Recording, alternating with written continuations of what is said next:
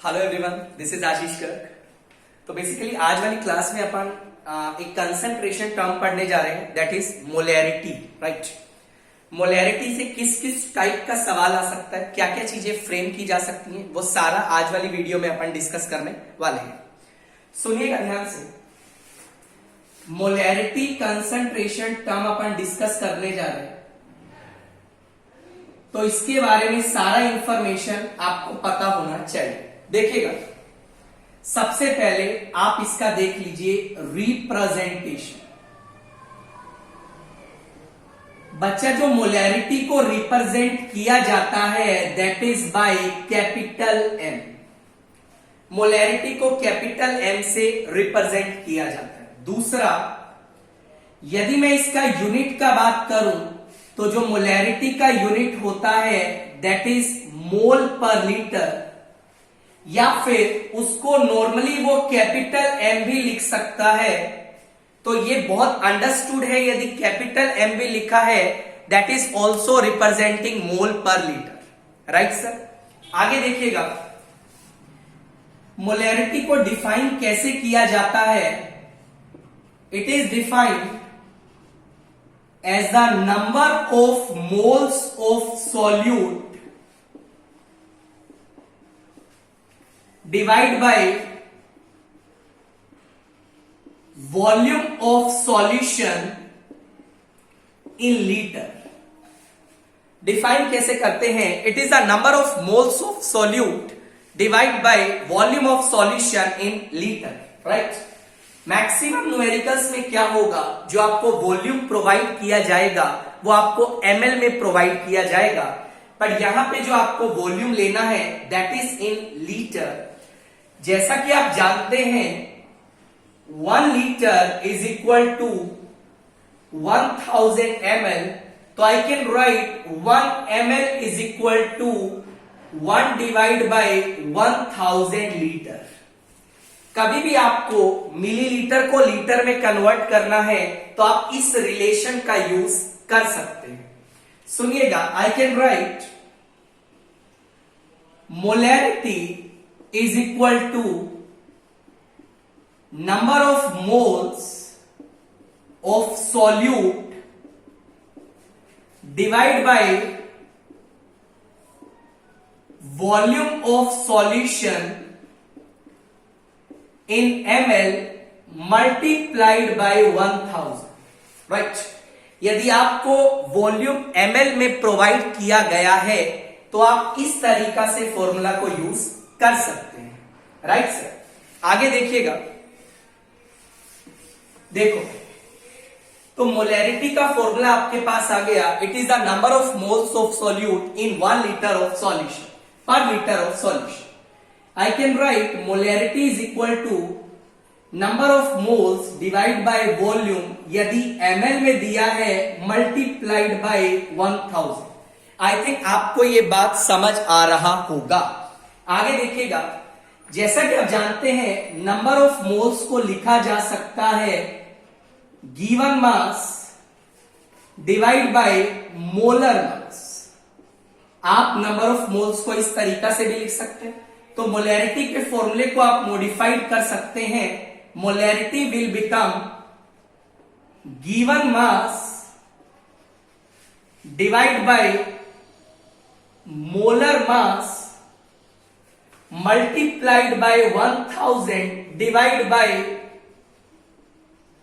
Volume of solution. और बच्चा किस में लेंगे वॉल्यूम को?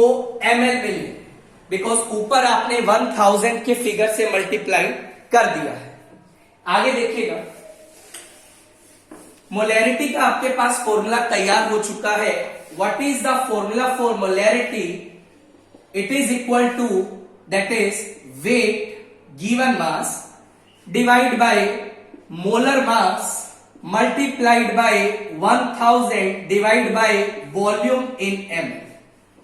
ये फॉर्मूला आप डायरेक्टली यूज कर सकते हैं। राइट, एक छोटा सा न्यूमेरिकल प्रॉब्लम देखते हैं, किस टाइप का सवाल यहां से आ सकता है उसको एक बार अपन डिस्कस करते हैं।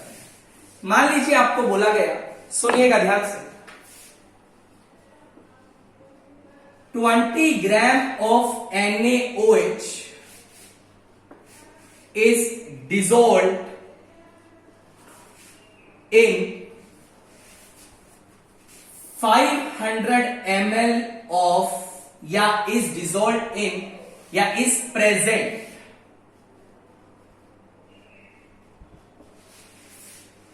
in 500 ml of solution. Right आपसे पूछा गया find out the molarity. Molarity आपको बताना है. देखिएगा सॉल्यूशन की तरफ मूव कर रहे हैं. NaOH का मास आपको दिया गया है 20 ग्राम. मोलर मास NaOH का होता है 40 ग्राम पर मोल. सॉल्यूशन का वॉल्यूम आपको दिया है दैट इज 500 ml. तीनों फिगर्स को यूज करिए और आप लोग फॉर्मूला लगाइए. Molarity is equal to 20 divide by 40 multiplied by 1000 divide by 500. Right sir. तो मोलैरिटी आ जाएगा this is nothing 1/2 multiplied by 2 this is equal to 1 molar. इस तरीका से आप लोग आंसर निकाल सकते हैं. राइट ये तो बहुत छोटे टाइप का सवाल है, मतलब इस टाइप के सवाल आपको आने चाहिए. मोलैरिटी का डायरेक्ट फॉर्मूला आप यूज कर सकते हैं. एक और सवाल मैं आपसे डिस्कस करता हूं. देखिएगा मान लीजिए आपको बोला गया 12.044 into 10⁻23 molecules of NaOH is dissolved in 800 ml of solution. आपसे पूछा गया फाइंड आउट द मोलैरिटी. आपको मोलैरिटी के बारे में कमेंट करना है. सुनिएगा ध्यान से. सॉल्यूशन पे चलते हैं. As per the formula molarity is equal to number of moles of solute divide by volume in ml multiplied by 1000. ये आपका फॉर्मूला. मोलैरिटी सर ये बताइए वॉल्यूम तो आपको 800 ml दिया है, मल्टीप्लाइड बाय 1000 भी कर दिया. ये बताइए नंबर ऑफ मोल्स का वैल्यू कैसे निकालेंगे. राइट आपको बोला गया है 12.044 10⁻23 मोलिक्यूल्स. राइट आप जानते हैं एक मोल में कितना मोलिक्यूल्स होता है 6.022 10⁻23. और यदि इतना मोलिक्यूल्स आपको प्रोवाइड किया गया है इट रिप्रेजेंट हाउ मच मोल. तो मतलब डायरेक्टली इनडायरेक्टली आपको नंबर ऑफ मोल्स का वैल्यू 2 दिया गया है. या आप यूनिटरी मेथड से भी लगा सकते हैं या फिर आप फॉर्मूला भी बना सकते हैं. Number of moles in terms of molecules that is given molecules divide by 6.022 10⁻23. आपके पास नंबर ऑफ मोल्स निकालने का एक और फॉर्मूला आ चुका है. कभी भी आपको नंबर ऑफ मोलिक्यूल्स दिए हैं तो you can easily calculate number of moles. तो n का वैल्यू 2 आ चुका है. मोलैरिटी किसके बराबर आएगा that is 2 divide by 800 multiplied by 1000. What is the answer. It is 2000 divide by 800. इसको अपन थोड़ा और सिंप्लीफाई कर लेते हैं. Answer will be 5/4. तो इस तरीका से आप मोलैरिटी निकाल सकते हैं. आगे देखिए मोलैरिटी पे किस किस टाइप का सवाल आ सकता है वो सारे टाइप का सवाल आज अपन डिस्कस करने वाले हैं. उसके बाद देखिए एक एक कंसंट्रेशन यूनिट पढ़ेंगे. बाद में मैं आपको एक शॉर्टकट बताऊंगा कि सारी कंसंट्रेशन टर्म्स को आपस में इंटर कन्वर्ट कैसे करते हैं. कोई फॉर्मूला आपको याद करने का जरूरत नहीं है. आप एक एक कंसंट्रेशन टर्म्स को पढ़ते चलिए. सुनिए मान लीजिए मोलैरिटी को स्टडी कैसे करना है आप देखिएगा.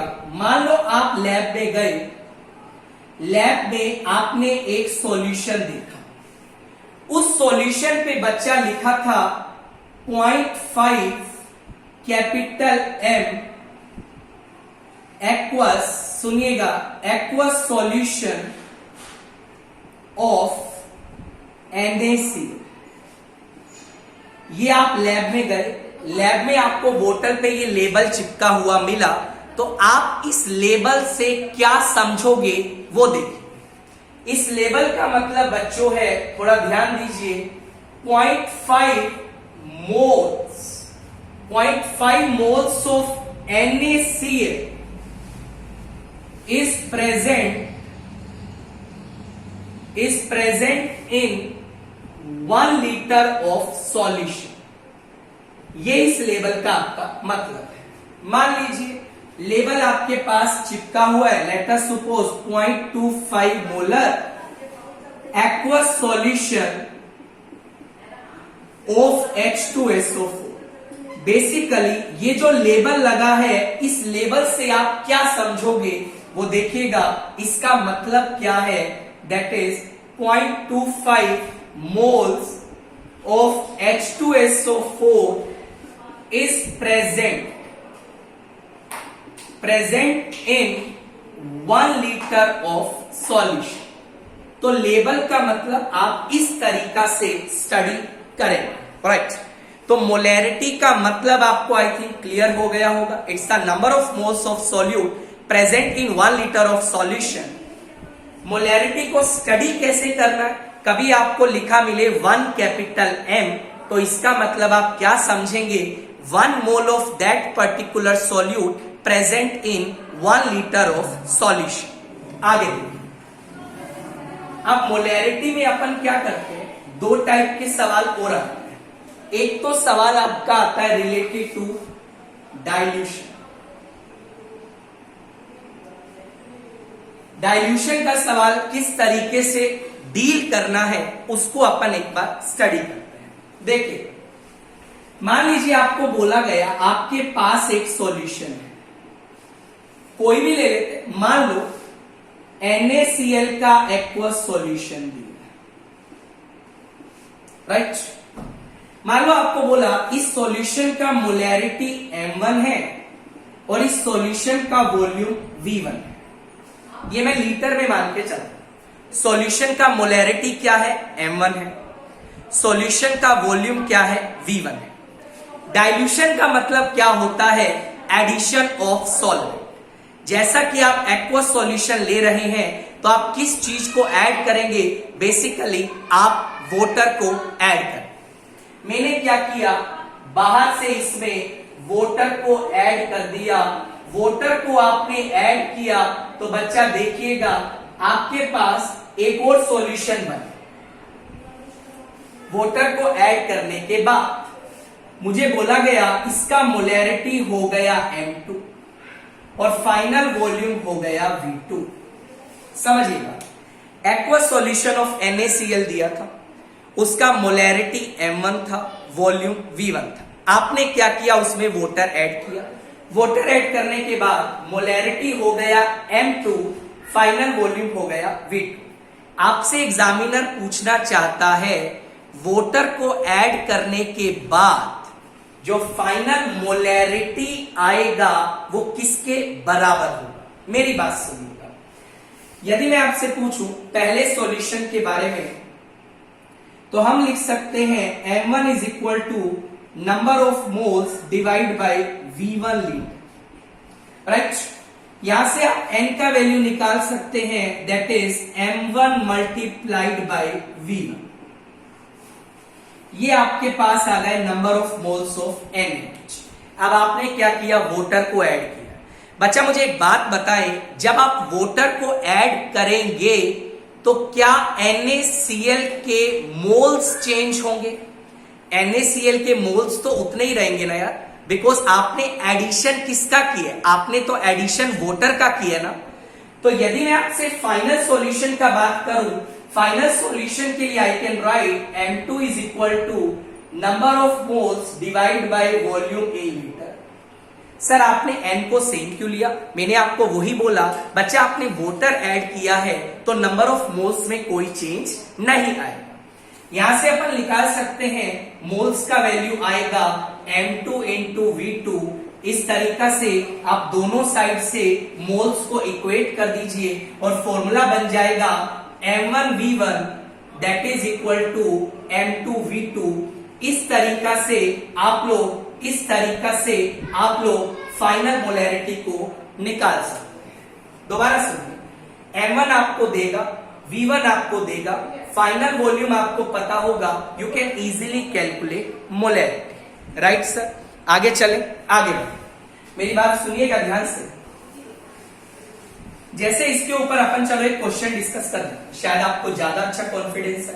देखिएगा, समझिएगा, क्वेश्चन अपन ले लेते हैं। 0.1 मोलर 100 ml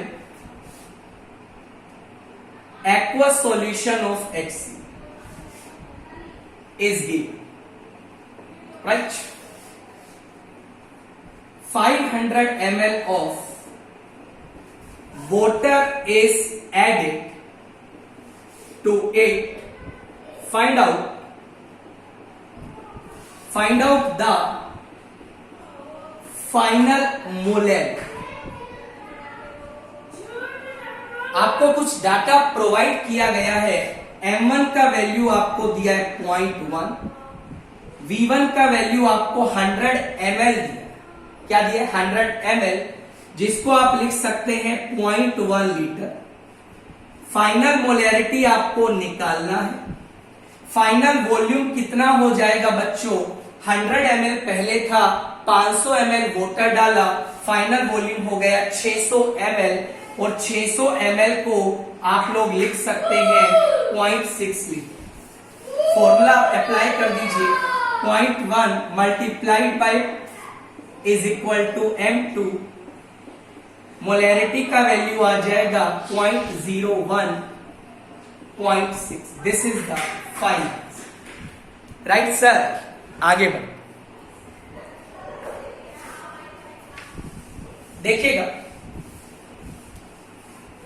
एक और टाइप का सवाल आ सकता है। जैसे मान लीजिए आपसे पूछा गया,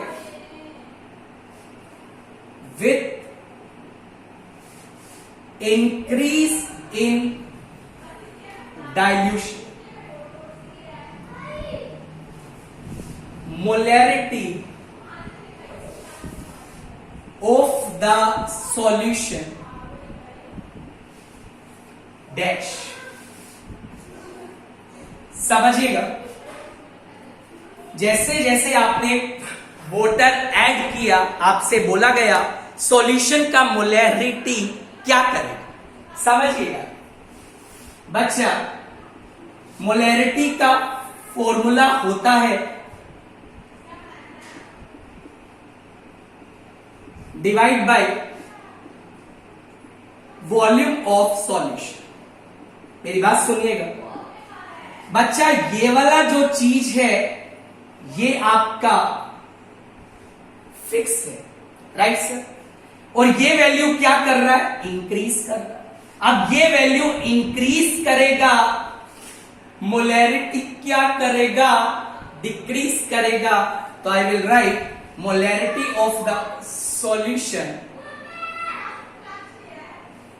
इस तरीका से आप लोग सोल्व कर सकते हैं। एक और टाइप का सवाल आ सकता है, उसे देखिए।